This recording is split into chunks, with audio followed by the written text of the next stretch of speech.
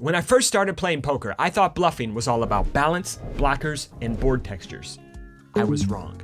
Once I figured this out, I printed over $1 million playing cash games, while 99% of the player pool thought I was a tight ABC nit. They had no idea I was bluffing like a maniac for years, and they didn't figure it out until I started posting YouTube videos like this one. Today, I'll show you exactly when to empty the clip, when to pump the brakes, and how to bluff like a lunatic while still looking like the tightest player at the table. Let's jump in. All right, so I want to start off by looking at two very different examples here. In this first example, we are going to open with Queen Jack of Spades on the button. Big blind is going to call. We're going to c-bet on the flop with our flush draw, and we get to a turn, which is a 10. And sure, on this turn, occasionally the big blind could have the nuts for a straight, but for the most part, they're going to be relatively capped because they're going to raise hands like pocket eights, pocket sixes, pocket threes, 8-6 suited on the flop. So sure, they could have some strong hands like 10-8 or 9-7 occasionally, but for the most part, they're going to be relatively capped on this turn. A lot of 8x, a lot of flush draws, a lot of pair plus straight draws. We are going to go large here. They are going to call. We get to the river, and when villain checks it over, if we go all in equilibrium in this spot, the villain is supposed to call with a ton of 8x. They're supposed to call here with hands like king 8 suited, jack 8 suited. These hands are supposed to be calls at a reasonable frequency on this river when we jam for 2.5x pot, because villain just doesn't really have many strong hands here. And this is not node locking. This is in equilibrium because on the flop, for the most part, they raise their sets in 2 pair, and on the turn, they raise their top 2 pair and their straights. So getting to the river, they just don't really have 2 pair straights and sets. So they're supposed to call here whenever they have 10x, and they're supposed to call with a lot of the 8x as well, just because their range is going to be so wide and weak getting to the river. Now let's look at a slightly different spot, and I promise I'm gonna wrap this very neatly in a bow in 1 second after this example. So this time villain opens in the low jack. We 3-bet ace queen of spades, so we are playing a 3-bet pot early versus early. We c-bet on this low board. Villain calls on the turn. We are going to double barrel. We get to the river, and we are going to empty the clip here, which by the way is an equilibrium approved bluff. Now in this particular spot, villain is supposed to fold queens,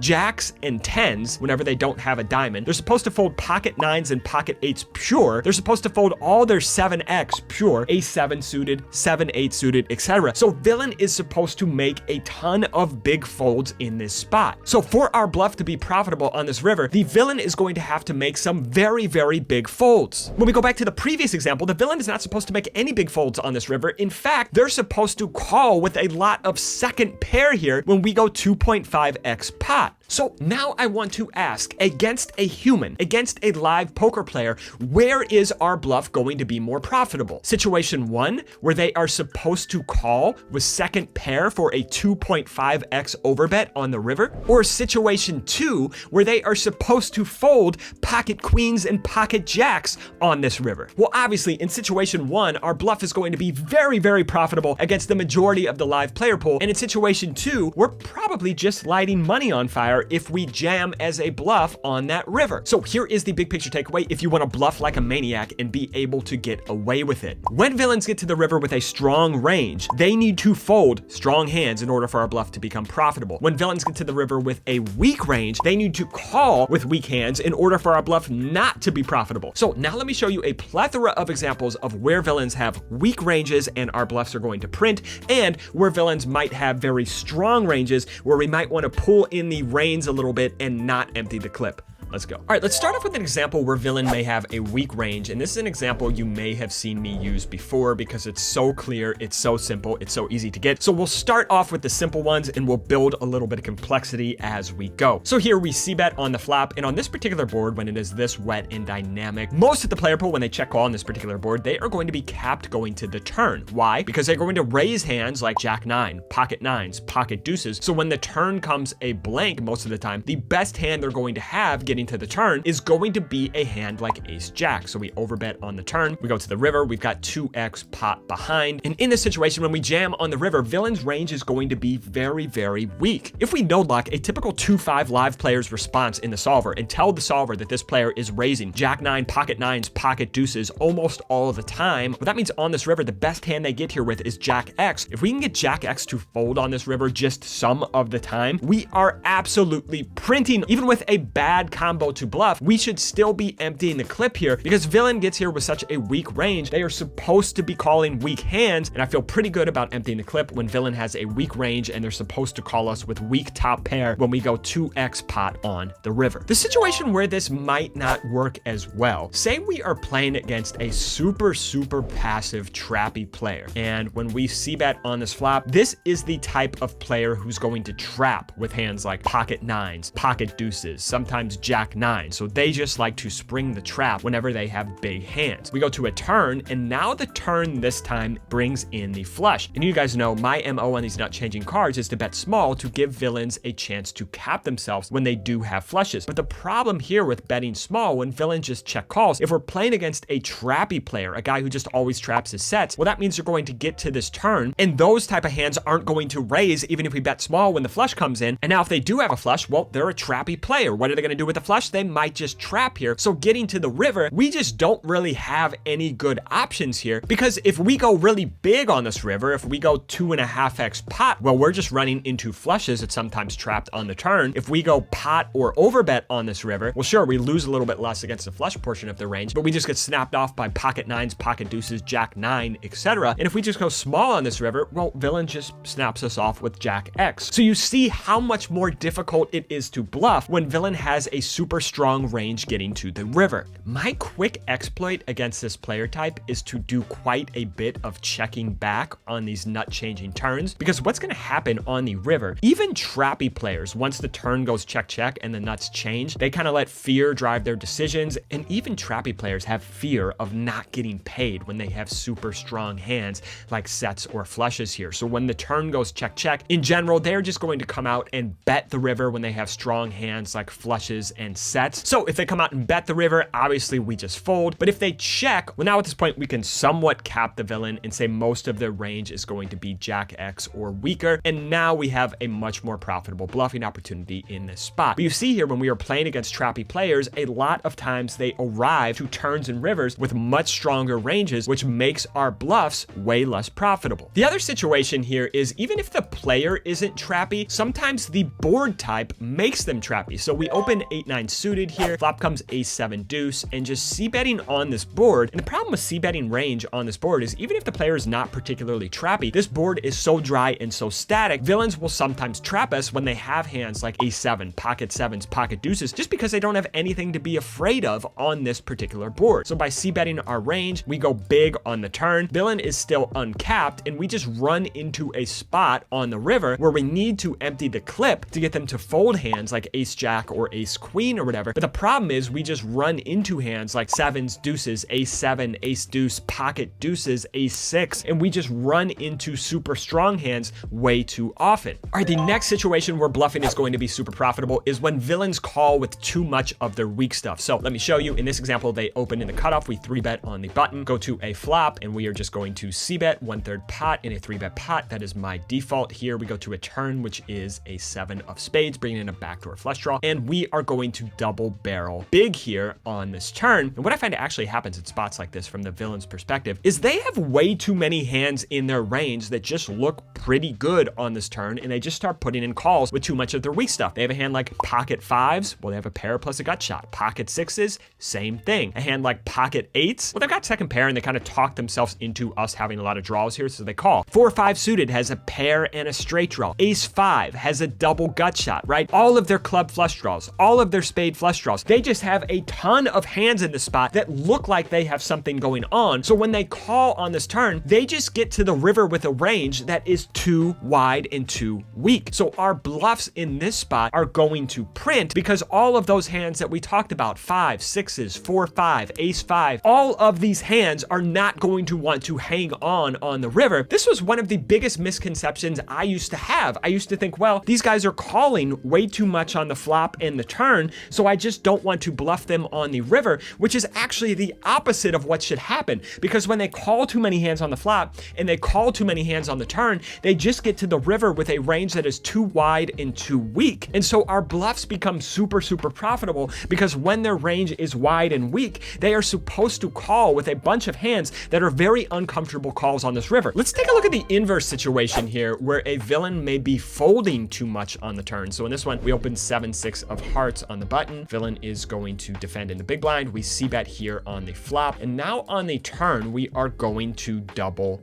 barrel. We choose a big size here on the turn. And let's talk about the problem with this size on this board if we do plan on having a profitable triple barrel. When we overbet on this turn on this board, let's think about what range the villain continues with to the river. If they have a hand like 5x, a hand like ace 5, 5, 6, 7, 5 suited, something like that, when an overcard comes on the turn, they're going to be folding those hands. If they have hands like 3s, 4s, deuces, 6s, 7s, a lot of those hands are going to be folding now here on this turn as well. So the problem is here, if we go big on this turn, villain may get to the river with a range that looks like slow played trips, slow played boats, and maybe occasionally pocket 10s and pocket jacks that didn't 3-bet pre-flop. If they call on this turn, this is not going to be a profitable bluff spot on this river. So on boards like this, particularly on these top card paired flops, when an overcard to bottom pair comes on the turn, I generally like to go small on the turn again to funnel our opponent to the river with a wide and weak range, which is going to make our bluff much more profitable than if we go big on the turn and we're trying to bluff them off a range that includes 10s, jacks, trips, and boats. All right, the next situation where we have very profitable bluff spots is if we're playing against villains that like to donk lead on the river whenever they make a big hand. So let me show you here. We open on the button. Villain is going to defend. We c-bet on this flop. Villain check raises, and we are going to call here with an open ender in position, playing relatively deep. We go to a turn, which pairs the board. Villain checks it over. We go small here on this turn, and we get to a river, which brings in the flush. And now villain just comes out in donks. When the flush comes in on this river, we fold, and villain shows king jack of diamonds for a combo draw that got there on the river. So the interesting takeaway here when we're playing against opponents that just like to come out and donk the river when they have strong hands is not what happens when they donk, but what happens when they check. So let's say we're in this same spot. We c-bet, they check raise, we go to the turn, we bet small. And now let's say the flush comes in on the river and they check. Well, this is a spot where we know villain's range is going to be weak on this river because we know that they just come out and donk at least some of the time when they have strong hands, when they have full houses, when they make their flushes on this river. If we're playing against a player that just generally comes out in donks, when they check here, well, now we know that they have a weak range and we have carte blanche to empty the clip here, knowing that we are just going to get a bunch of folds. And once you start to see these patterns, I think of the Matrix where Neo says to Morpheus, will I be able to dodge bullets? And Morpheus says, Neo, when you're ready, you won't have to. Once you are able to start delineating where your opponent has a weak range getting to the river and where your opponent has a strong range getting to the river, all of a sudden 80, 90, 95% of your bluffs start to get through because you are emptying the clip only when your opponent has a weak range. The other side of the coin here, if we're playing against an opponent who does not donk their strong hands on the river, when we get to this river and our opponent checks, this is not the spot we want to empty the clip. Once again, we got here with jack high. I would just ask in this spot, do we have a profitable bluffing opportunity at all? If we go all in, probably not. Our opponent is just going to have some flushes. They're going to have some trapped boats that check on the turn. So I would not want to go all in here. And I would just ask, might we have a bluffing opportunity if we go small here? Just trying to get our opponent to fold hands like king jack or maybe the same hand as us here and getting a cheap price on our bluff. So once again, our opponent has a strong range here, so we would not want to use the big boy bluff sizing on this river. All right, let's shift to out of position here. This time we open in the cutoff, the button calls. If you guys have probably heard me say, I'm a big fan of checking my range out of position because in general, live players overstab and telegraph their hand strength with their size. So what if we are playing against a player who tends to overstab? We check here on the flop, and in general, on a board that is wet and dynamic like this 10 high board, most live players are going to stab when they have 10x, when they have 2 pair, when they have sets, when they have big flush draws or combo draws. They are just going to stab at a very high frequency. So when they check back here, even when the flush completes on the turn, we just kind of have carte blanche to empty the clip here because against a typical player who's just going to be stabbing their flush draws at a high frequency when we check to them, their range is so weak and so capped. They don't really have 10x, they don't really have sets in 2 pair, they don't have a lot of flushes. We can just empty the clip here, go with the big boy size on the turn, make sure they call once with a bunch of their showdown value, and then we just empty the clip on the river, and we are going to get a lot of folds because in this situation, villain just has a range that is very, very weak. Where this may not work out quite as well for us is when villains protect their checkback range. So in this situation, they open on the button, we are going to 3-bet in the small blind, and they call on this ace king 4 board. We just kind of check it over out of habit here. And what I find on these ace high boards, particularly in 3-bet pots, villains will check back some strong hands here. They'll check back hands like ace queen or ace jack While they may not check back 2 pair or sets, they just have a lot of pretty good top pair. So what ends up happening here after the flop goes check, check, if we just come out for the big boy size on the turn and the big boy size on the river, the reason why they checked back the flop with ace jack or ace queen was so they could click call, call, and just call us down on the turn and the river. And so in this situation where villains do have somewhat of a protected check back range on the flop, meaning they do have strong hands when they check back, this is a situation where it is not nearly as good for us to empty the clip because villains just have a much stronger range. And if you want to get the big boy folds in this spot, there's a couple tips I have. So I will show you 2 different lines that I think increase our fold equity in this spot. Situation number 1, yes, we go for the check again on the flop. And then if we do have the stack depth behind, this is super important. You're going to have to start off at least 200 big blinds effective for this to work. And you're going to have to be very, very careful with your check raise size. So I may just check again here on the turn because now at this point, villain's going to stab with all their ace jack, ace 10, ace 5 suited that checked back on the flop. And if they do check back again on this turn, well, that means most of the range is just going to be like pocket 8s or pocket 6s or something like that. And if the turn goes check, check, well, we just come out and 2 or 3x pot the river. We get the fold all the time. But if they do bet on the turn, one of the best ways to maximize fold equity is actually to go for the check raise. We have to be really, really careful in a 3-bet pot to make sure we leave behind the appropriate SPR. But if we go for a small check raise here, a hand like ace jack doesn't fold, and now going to the river, we can just empty the clip. And you see we put in the same amount of money, but going for the check raise makes us look much stronger. What does it look like we have when we 3-bet, check the flop, and then check raise the turn? Well, it looks like even to a recreational player that we have a hand like pocket kings or ace king here that was laying in the weeds setting the trap. And this is the situation where we may get the increased folds. Tip number 2 in this spot, we could just come out and go bet, bet,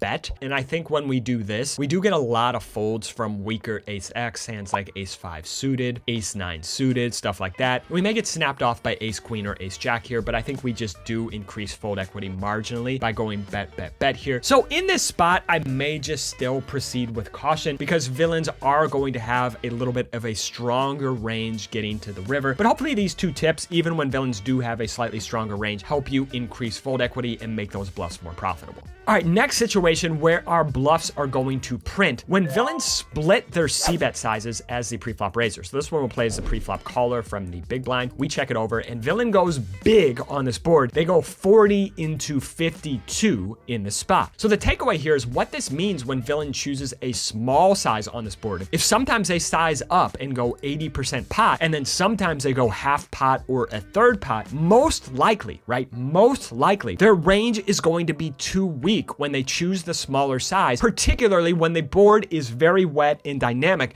like a board like this. Now, be careful about this if the board is dry and static, if the board is like ace 7 deuce or ace king 4 or something like that. But on these wet dynamic boards, when villains split their sizes, generally they're just not going to have enough strong hands in the small size. So we could just pounce on that and just check raise with impunity. And normally I'm a big fan of choosing 8x, 10x, 12x raise sizes because I think villains just get a little bit too sticky. But if we know villains are splitting their sizes, I may just check raise 30, 40, 50% of my range here, pretty much anything without showdown value. And I may choose a smaller size because I want villains to stick around and call. I want them to call the turn again, and then we can blast them off of everything by the river, just knowing that they are capped because their stronger hands like straights, sets, 2 pair would just generally choose a bigger size on the flop because we've seen them split their sizes. Conversely, if we're against a stronger player who does not split their sizes, even on wet dynamic boards such as this one, we want to be very, very careful about check raising because we don't have that information that their range is weak, even when they choose this half pot size. So if we are going to check raise, the golden rule here is the less fold equity we have, the more actual equity in our hand we need. So we want to be choosing very strong hands when we check raise into a range that can be quite strong. So this hand, a good candidate, a hand like ace 8 of hearts. We've got a massive combo draw here. We don't care if their range has a bunch of strong hands in it because we just have so much equity even against that portion of their range. So the overall takeaway here is when their range is strong, pull back on the bluffing and let our bluffs be led by the hands with a ton of equity rather than just emptying the clip with pretty much everything. All right, guys, a simple video, a simple concept, but I think a super important one. Like I said, once I figured this out, my win rate went to the moon. So I hope you guys enjoyed this video and it turned you into the biggest boy possible. Thank you guys and have a gentle day.